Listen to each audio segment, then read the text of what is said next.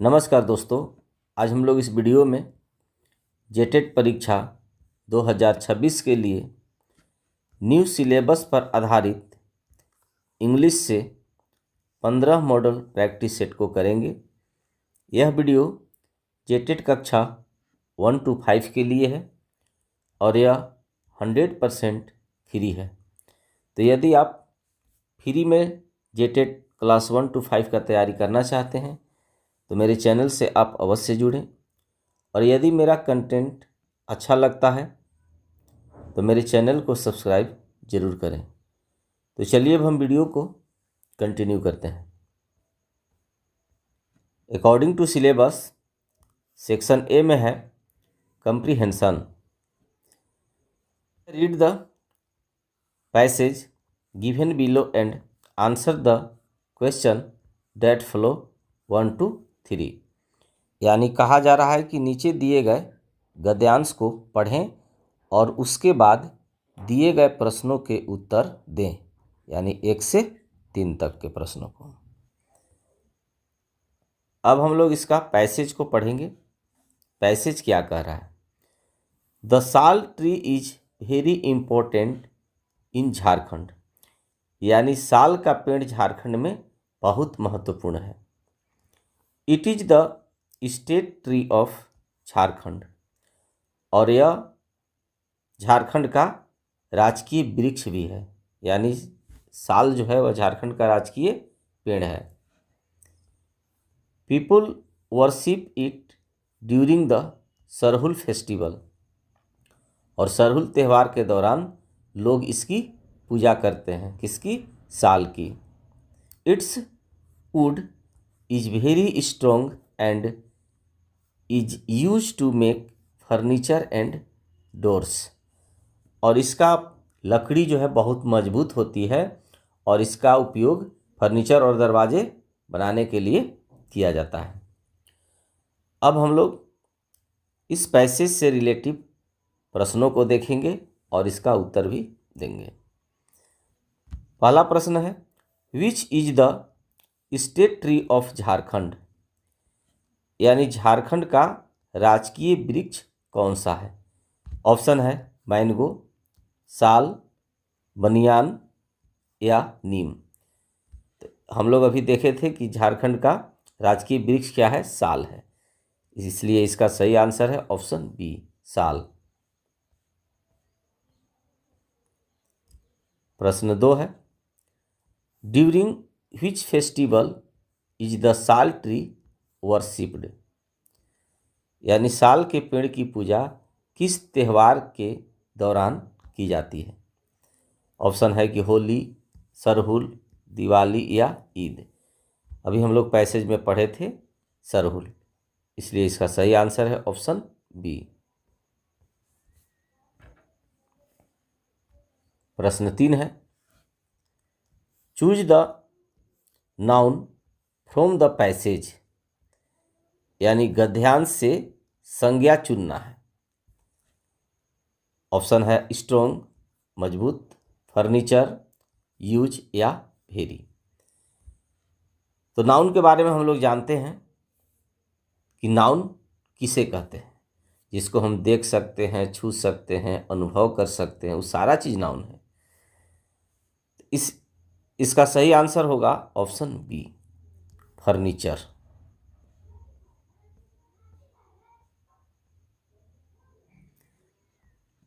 अब हम लोग पैसेज 2 को देखेंगे।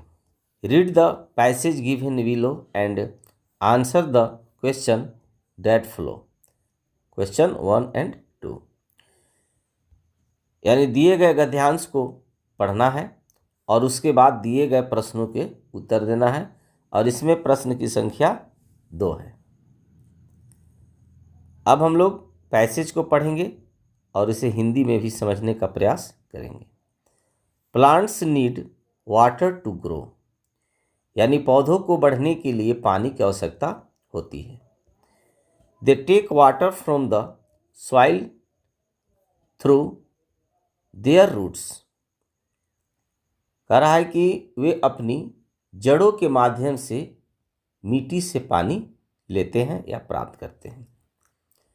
During the day they release water vapour into the air through their lips. यानी कहा जा रहा है कि दिन के दौरान वे अपनी पत्तियों के माध्यम से हवा में जल वाष्प छोड़ते हैं। This process is called transpiration, और इसी प्रक्रिया को वाष्पोत्सर्जन कहा जाता है। तो यह था पैसेज। अब इस पैसेज के अकॉर्डिंग हम लोग प्रश्नों को पढ़ेंगे और उसका आंसर देंगे। प्रश्न है, through which part do plants take water from the soil. पौधे मिट्टी से पानी किस भाग के माध्यम से लेते हैं? ऑप्शन है लिप्स पत्तियां, रूट्स जड़ें, फ्लावर्स फूल, या स्टेम तना। तो इसका सही आंसर है ऑप्शन बी, रूट्स।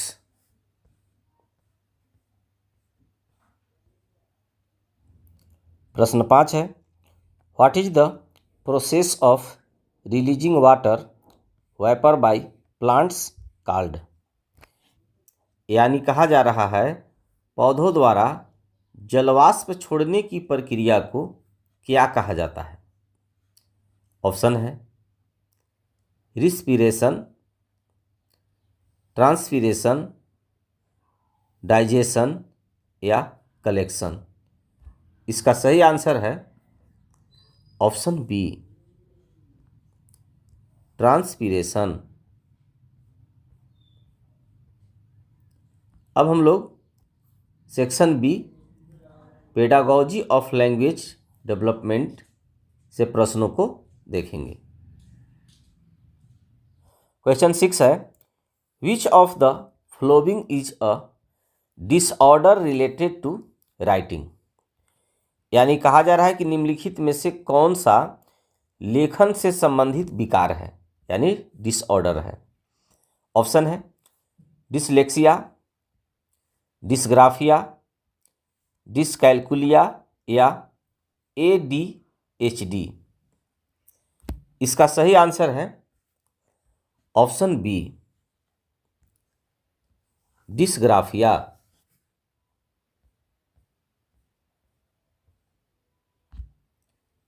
प्रश्न 7 है, a teacher usage a wall magazine in the classroom.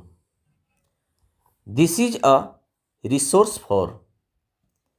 यानी कहा जा रहा है कि एक शिक्षक कक्षा में वॉल मैगजीन का उपयोग करता है। This is a resource for मतलब यह एक संसाधन है। तो कैसा संसाधन है? इसका ऑप्शन हम लोग देखिए, ओनली टीचर्स, केवल शिक्षकों के लिए, मल्टीलिंगुअल एंड क्रिएटिव एक्सप्रेशन, बहुभाषी और रचनात्मक अभिव्यक्ति के लिए, नॉइज मेकिंग, शोर मचाने के लिए, या पनिशमेंट, सजा के लिए। तो इसका सही आंसर है option B, multilingual and creative expression, यानी बहुभाषी और रचनात्मक अभिव्यक्ति के लिए।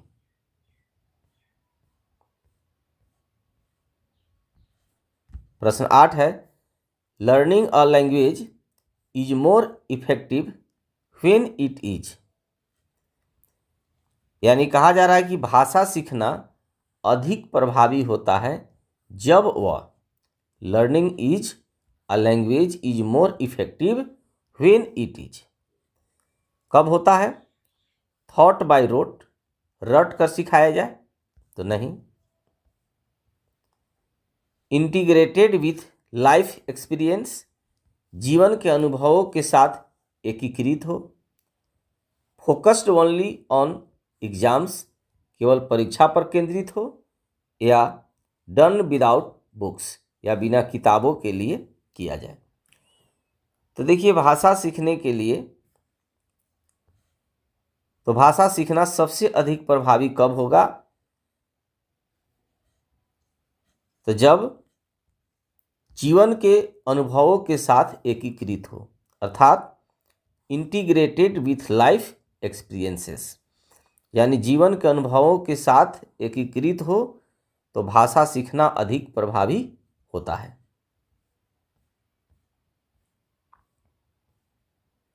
अब हम लोग according to syllabus section C grammar से प्रश्नों को देखेंगे। प्रश्न 9 है, आइडेंटिफाई द पर्सोनिफिकेशन यानी फिगर ऑफ स्पीच। मानवीकरण अलंकार पहचानना है। ऑप्शन देखते हैं।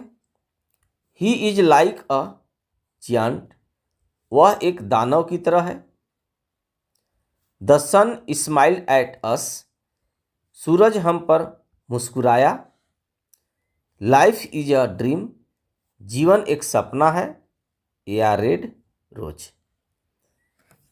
इसका सही आंसर है option B, the sun smiled at us, यानी सूरज हम पर मुस्कुराया।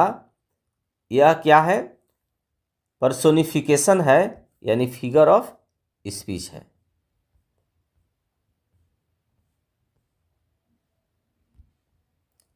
प्रश्न 10 है, select the correct subject verb agreement, यानी इसमें कर्ता और क्रिया को चुनना है। जैसा कि आप जानते हैं कि अगर सब्जेक्ट सिंगुलर हो तो यहाँ पर वर्ब भी सिंगुलर होगा, और सब्जेक्ट यदि प्लुरल हो तो वर्ब भी प्लुरल होगा। तो यहाँ पर अब प्रश्न को हम लोग देखते हैं। The boys is playing, boys यहाँ पर सब्जेक्ट प्लुरल है और वर्ब यहाँ पर सिंगुलर है, तो गलत है। The boys are playing, the boys was playing, the boys has playing. अब देखिए यहाँ पर द बॉयज है, बॉयज के बाद यहाँ पर हैज सिंगुलर आया है, तो ये भी गलत होगा। बॉयज वाज यहाँ पर सिंगुलर है, इसलिए ये भी गलत होगा। और बॉयज इज यहाँ पर सिंगुलर है, ये भी गलत होगा। इसलिए इसका सही आंसर क्या होगा? Option B, the boys are playing, क्योंकि सब्जेक्ट यहाँ पर प्लुरल है, इसके बाद आने वाला वर्ब भी आर प्लुरल है।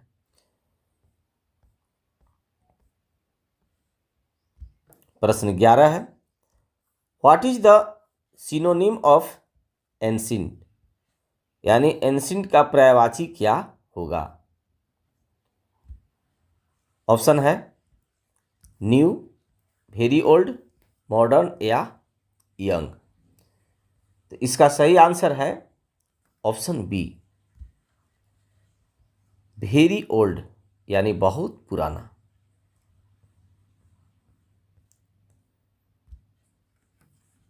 प्रश्न 12 है, चूज द करेक्ट कनेक्टर्स यानी लिंकिंग वर्ड। क्वेश्चन है, आई वॉज टायर्ड, खाली स्थान, आई वेंट टू बेड, यानी कह रहा है कि मैं थक गया था इसलिए मैं बिस्तर पर चला गया। तो मैं थक गया था, खाली स्थान, मैं बिस्तर पर चला गया।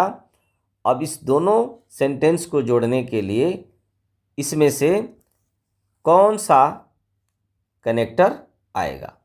तो आई वाज, ऑप्शन है कि बट, क्या I was but I went to bed, गलत है। आई वाज टायर्ड और या ये भी गलत होगा, बिकॉज ये भी।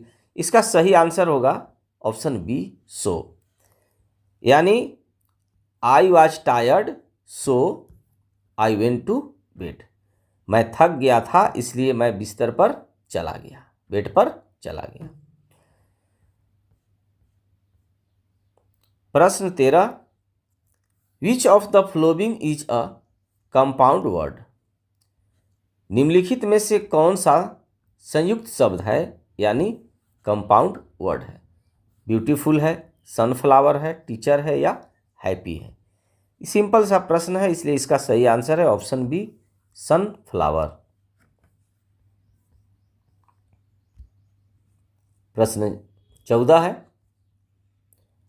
Identify the adverb in the sentence she sings sweetly. ये भी प्रश्न एकदम सिंपल है। सी यहाँ पर सब्जेक्ट है जो कि एक प्रोनाउन के रूप में है, सिंग्स यहाँ पर मेन वर्ब है, और स्वीटली जो है यही क्या है, तो विशेषण है, यानी वाक्य में क्रिया विशेषण पहचानना है। तो सी सिंग्स स्वीटली में वह मधुरता से गाती है, इसमें क्रिया विशेषण कौन है, सी है, सिंग्स है, स्वीटली है या सॉन्ग है। इसका सही आंसर है ऑप्शन सी, स्वीटली।